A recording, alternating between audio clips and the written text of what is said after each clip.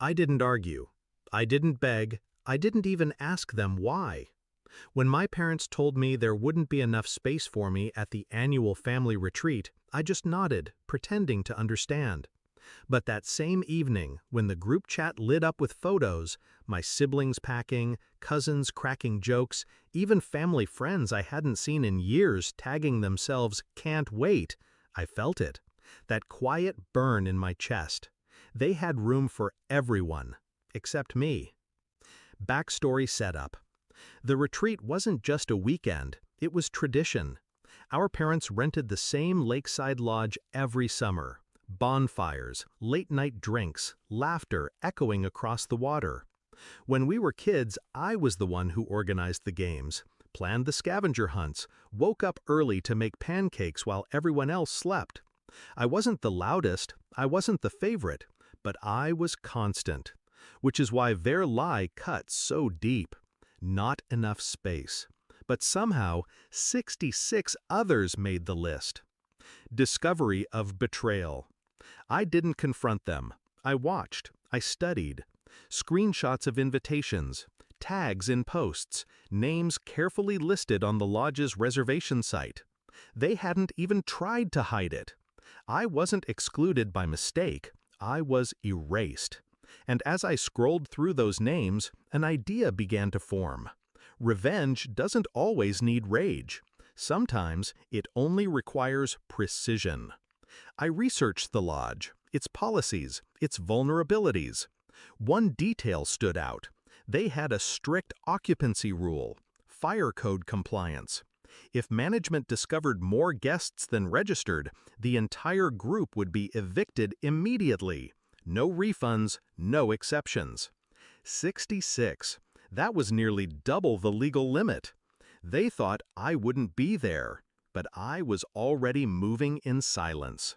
9 hours before their check-in, I called the lodge. Not as myself, no.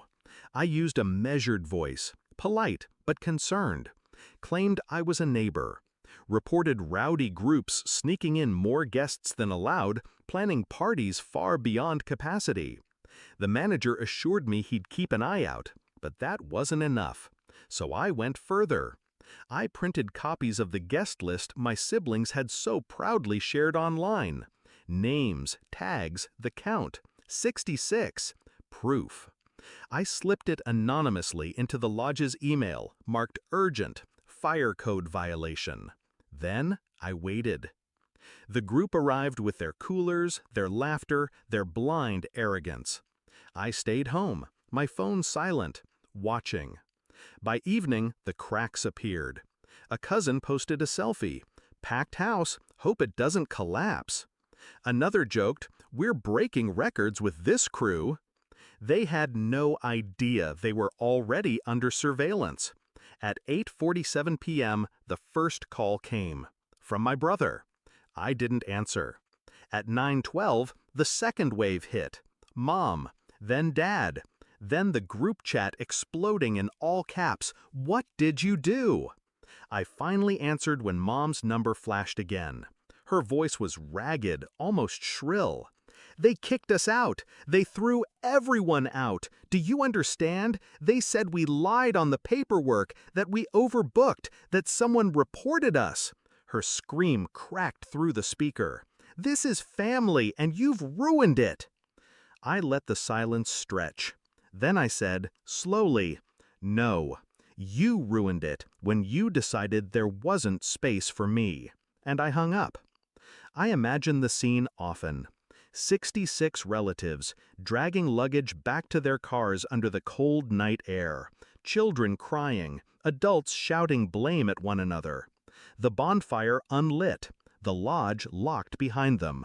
And me, sitting in my quiet apartment. No noise, no chaos, just peace. They thought excluding me would make me small, invisible. Instead, I reminded them, I don't need to raise my voice to be heard.